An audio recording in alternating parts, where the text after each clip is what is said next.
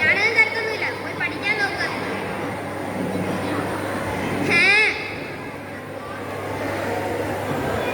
Hello, ഉണ്ണിയുടെ teacher അല്ലായിരുന്നു? എന്നായിരുന്നു? നാളെ ഞങ്ങൾ രണ്ടുപേരും ചെല്ലണം. ശരി ടീച്ചർ. നീ എന്നാടാ കാണിച്ചു വെച്ചേ? നിന്റെ ടീച്ചറാ വിളിച്ചേ. നാളെ ഞങ്ങൾ രണ്ടുപേരും ചെല്ലണമെന്ന്. ഞാനൊന്നും ചെയ്തിട്ടില്ല അമ്മ. അച്ഛൻ വരട്ടെ, ഞാൻ കാണിച്ചിട്ടേ ഉള്ളൂ. അശ്വതി, ആ നിങ്ങൾ വന്നോ? നിങ്ങളുടെ പുന്നാരം മോൻ്റെ ടീച്ചറാ വിളിച്ചേ. നാളെ നമ്മൾ രണ്ടുപേരും സ്കൂളിൽ ചെല്ലണമെന്ന്. എന്താ മോനെ പ്രശ്നം? ഞാനൊന്നും ചെയ്തിട്ടില്ല അച്ഛാ, അമ്മ വെറുതെ പറയുന്നേ. എന്തൊക്കെയാലും ശരി, നമുക്ക് നാളെ നിന്റെ ക്ലാസ്സിൽ പോയി നോക്കാം. ആ വരൂ, നിങ്ങളുടെ പേരൻസ് അല്ലേ ഇരി. എന്നായിരുന്നു ടീച്ചറെ പ്രശ്നം? പ്രശ്നമൊന്നുമില്ല. ഞാൻ എൻ്റെ ക്ലാസ്സിൽ പഠിപ്പിച്ചുകൊണ്ടിരിക്കുമ്പോൾ ഒരു ചോദ്യം ചോദിച്ചു. നിങ്ങൾക്ക് വലുതാകുമ്പോൾ ആരാണെന്ന് ആഗ്രഹം? എല്ലാവരും പറഞ്ഞു ഡോക്ടർ, കളക്ടർ, നിരവധി. പക്ഷേ ഉണ്ണിയുടെ മാത്രം ഉത്തരം കേട്ടപ്പോൾ ഞാൻ ഞെട്ടിപ്പോയി. കാരണം അവൻ പറഞ്ഞേ എനിക്ക് എൻ്റെ അമ്മയുടെ മൊബൈൽ ഫോണായാൽ മതിയായിരുന്നു. വാട്ട് നോൺസെൻസ്, മൊബൈൽ ഫോണോ? അതിനൊക്കെ കാരണം നിങ്ങൾ തന്നെയാണ്. സോറി ടീച്ചർ, ഞാൻ ബിസി ആയതുകൊണ്ട് എൻ്റെ കുട്ടിയെ നോക്കാൻ എനിക്ക് സമയം കിട്ടിയില്ല. അല്ല ടീച്ചർ, എൻ്റെ കുട്ടി എവിടെ? ലാസ്റ്റ് ബെഞ്ചിൽ ഇരിപ്പുണ്ട്. മോനെ, ഞങ്ങളോട് ക്ഷമിക്കേ. എനിക്ക് എൻ്റെ അച്ഛനെ അമ്മേനെ വേണം. നിങ്ങൾ മാതാപിതാക്കന്മാർ കുട്ടികളോടൊത്ത് കുറച്ച് സമയമെങ്കിലും ചെലവഴിക്കുക. നന്ദി, നമസ്കാരം.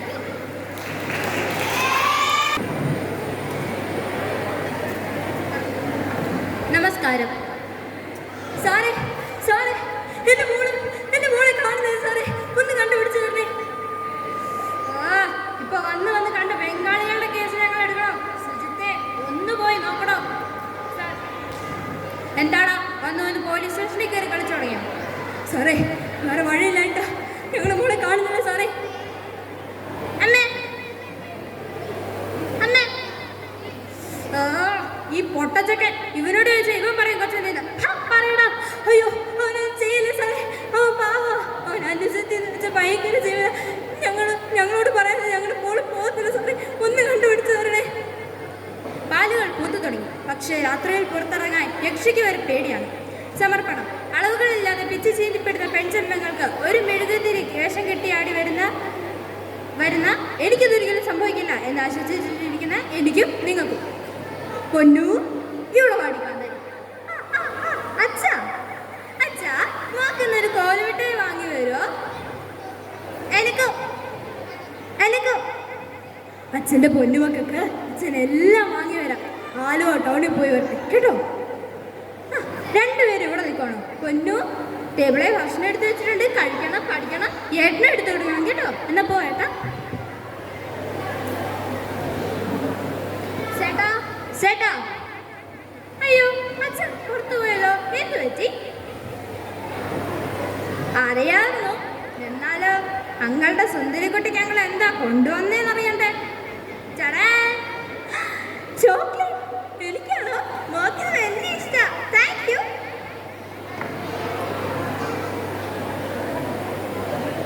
എന്താ ഈ കാണിക്കുന്നത്? നോക്ക് പേടിയാ.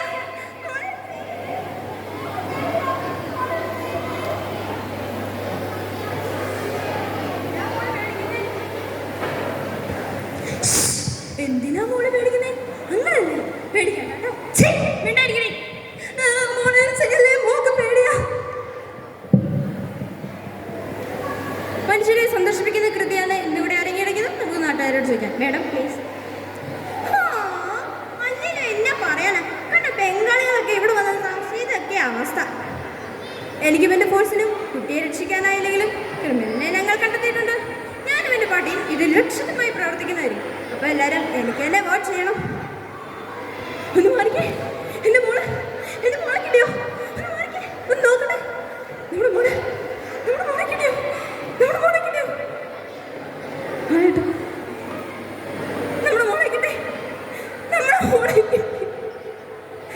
മോളെ കിട്ടി. നമുക്ക് തണുക്കുന്നുണ്ടോ? അവിടെ നിന്ന് ഇവിടെ വരെ വന്നതല്ലേ? തണുക്കുന്നുണ്ടോ? പൊളിച്ചു കിടക്കട്ടെ. ഉറങ്ങിക്കോട്ടെ. എൻ്റെ മോൾ ഉറങ്ങും. അവിടെ നിന്ന് വന്നതല്ലേ? തണുത്ത്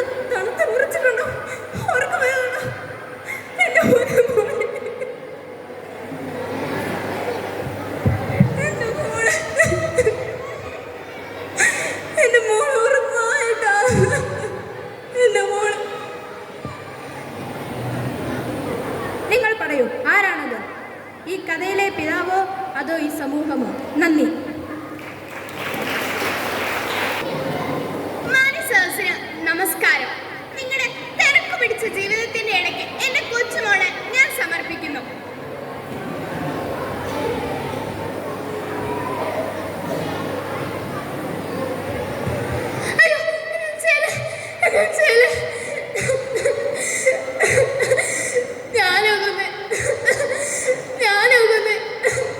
നിനക്കറിയോ എന്റെ മോളെ, എന്റെ പുന്നാര മോളെ ഞാനാകൊന്നെ.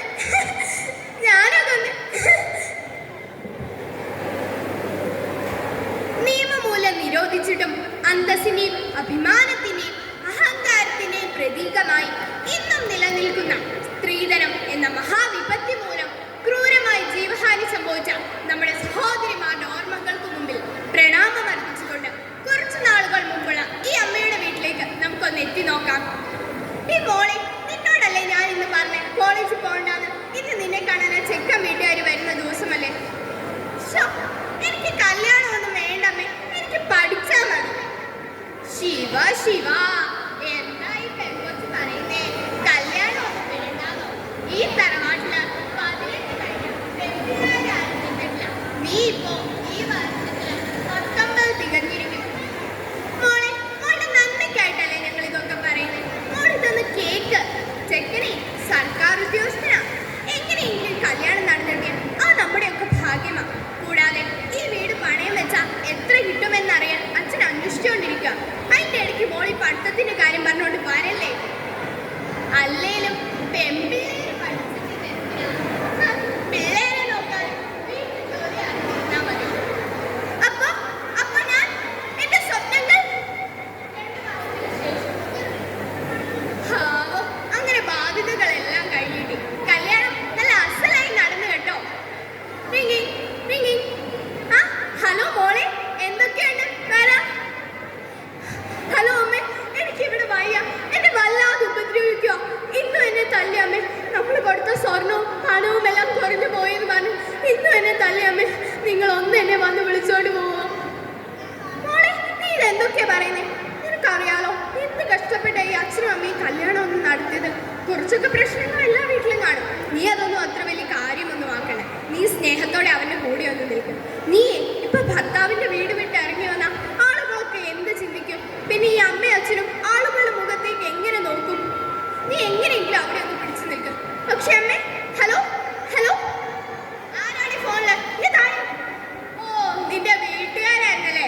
നിന്റെ വീട്ടുകാരെ പറ്റി എന്നെ കുറിച്ച് കുറ്റം പറയാനല്ലേ? അവരെന്നെ എന്നാ കാണിക്കാനാണ് എന്റെ കൂട്ടുകൾ. അവളുടെ ഒരു ഫോമില് മിണ്ടിപ്പോയാലോ മിണ്ടര്.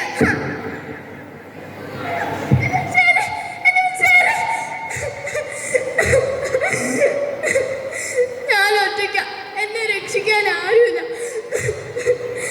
അല്ലെങ്കിലും സ്വന്തം മകൾക്ക് വേണ്ടി വാള പിളർന്ന് അവളെ വാരി പിളരാൻ എൻ്റെ അമ്മ ഭൂമിയിലേയൊന്നും അല്ലല്ലോ. സ്വന്തം മകളുടെ അട്ടഹാസങ്ങളെ പരിഹാസങ്ങളെ മായ്ക്കുന്ന ഒരു പാവാണ് എൻ്റെ അമ്മ. ഒരു പാവാണ് എൻ്റെ അമ്മ. മതിയാക്ക ഈ ജീവിതം. ആർക്കും ഒരു പകരമാകാതെ സ്വയം ചാവാം.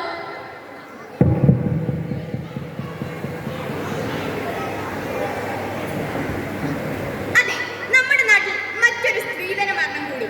ഈ അവസരത്തിൽ മരണപ്പെട്ട കുട്ടിയുടെ അമ്മയോട് നമുക്ക് ചോദിക്കാം. അമ്മേ, പറയൂ, മകളുടെ മരണത്തിന് കാരണം സ്ത്രീധന പീഡനം തന്നെയല്ലേ?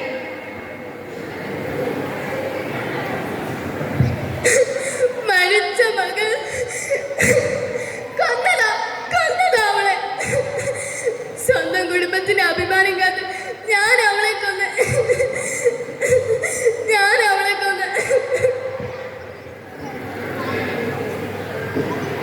പ്രമുഖ കേരളമേ, കേൾക്കുക.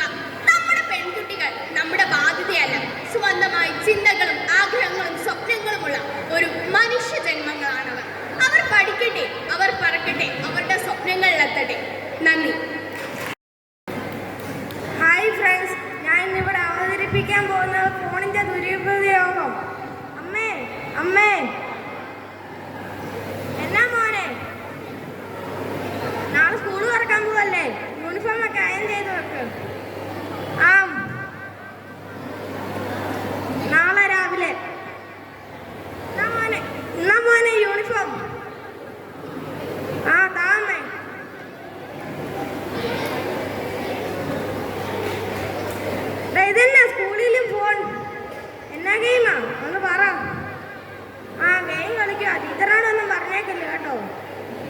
ശരിക്കും ഗെയിമിൻ്റെ പേര് പറ. ആ ബ്ലൂ വെയിൽ. ആ ഞാൻ നാളെ പോട്ടെ. അമ്മേ ഫോൺ താ. മോനെ ഇത്രയും നേരമായിട്ട് ഫോൺ കണ്ടോണ്ടിരിക്കുമല്ലേ, ഇത്തിരി വെള്ളമെങ്കിലും കൂടി താമേ. ആ എന്നാ മോനെ വെള്ളം. ഇതിനാ ഫോണിൽ നിന്ന് ഒച്ച കേൾക്കുന്നത്. ഞങ്ങൾ നിന്റെ വീട്ടിൽ വിളിക്കാനോ നിന്റെ കൂട്ടുകാരെ അങ്ങനെ കൊന്നില്ലെങ്കിൽ നിന്റെ കുടുംബം തന്നെ തകർത്ത് കളയും. അയ്യോ അങ്ങനെയൊന്നും വേണ്ട, ഞങ്ങൾ തകർത്തേക്കാം.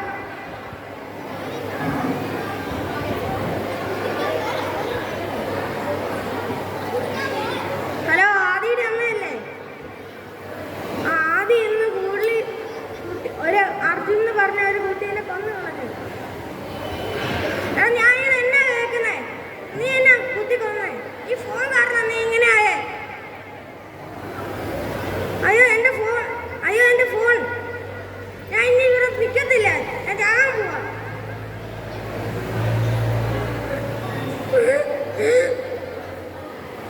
അയ്യോ അയ്യോ എൻ്റെ മോനും ചത്തുപോയേ, തൂങ്ങി ചത്ത്. ഞാനും ചാകാൻ പോവാ. നന്ദി, നമസ്കാരം. എൻ്റെ മോണാറ്റ് ഇവിടെ തീർന്നിരിക്കുന്നു.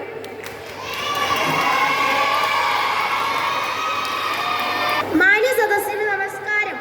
ഇപ്പോൾ സമൂഹത്തിൽ നടന്നുകൊണ്ടിരിക്കുന്ന ഒരു സാമൂഹിക വിപത്തിനെ ആസ്പദമാക്കിയുള്ള ഒരു ഏകാഭിനയമാണ് ഞാൻ ഇന്നിവിടെ ചെയ്യാൻ പോകുന്നത്.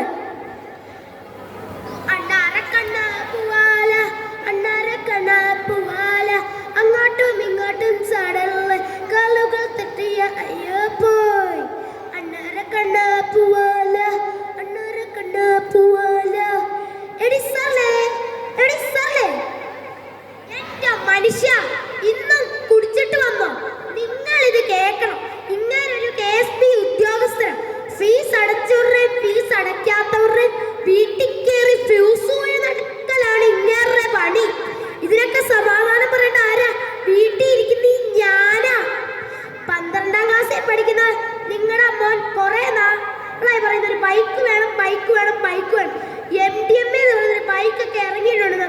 10,000 രൂപയുള്ളതോ പറയുന്നത്. അങ്ങനെയാണ് നീ നിന്റെ കാതിൽ കിടക്കുന്ന കമ്മൽ ഒരു കൊടുക്കടി. അങ്ങനെ ഇപ്പൊ എന്റെ കാതിൽ കിടക്കുന്ന കമ്മൽ ഒരു കൊടുക്കണ്ട.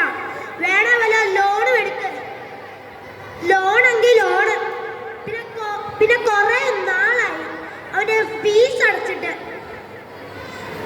അതിനെന്താ, ഞാൻ കൊണ്ടുവന്നിട്ടുണ്ട്.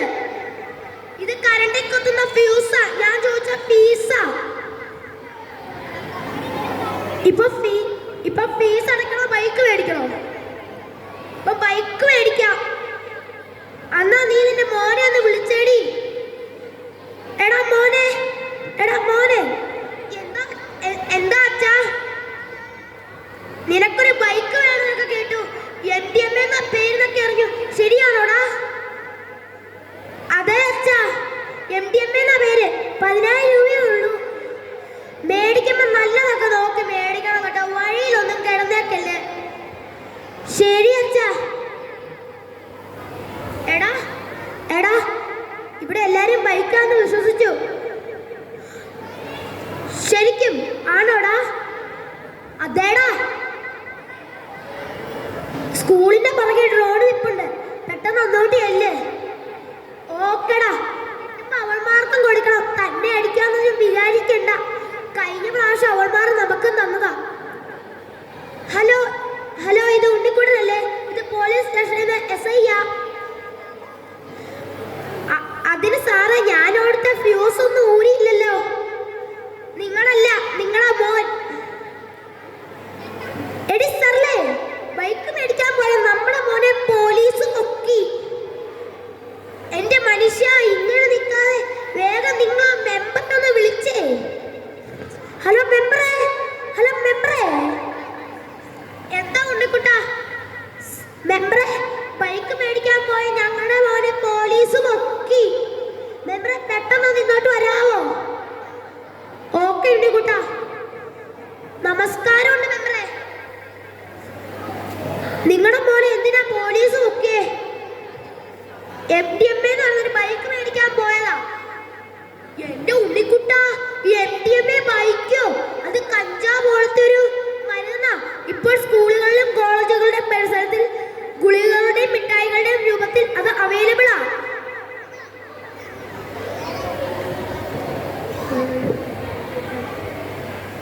എന്നാ സാറ് നമുക്ക് പെട്ടെന്ന് പോലീസ് സ്റ്റേഷനിലേക്ക് പോവാം. നമസ്കാരം ഏമാനെ. ഇതാരും മെമ്പറോ? ഇതാ ഉണ്ണിക്കുട്ടന്റെ അച്ഛനും അമ്മയും. സാറേ, ഞങ്ങളുടെ മോനെ എന്നതിനാ പോലീസ് പൊക്കിയേ? ഞങ്ങൾക്കൊരു ഇൻഫർമേഷൻ കിട്ടിപ്പോയതാ. അന്നേരം ഇവന്മാരെ രണ്ടുപേരെയും പൊക്കിയത്.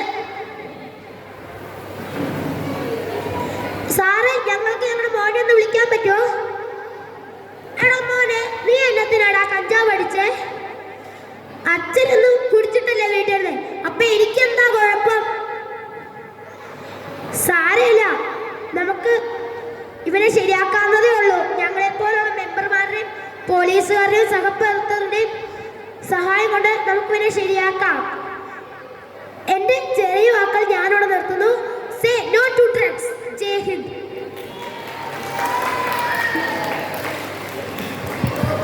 സഹൃദയരെ,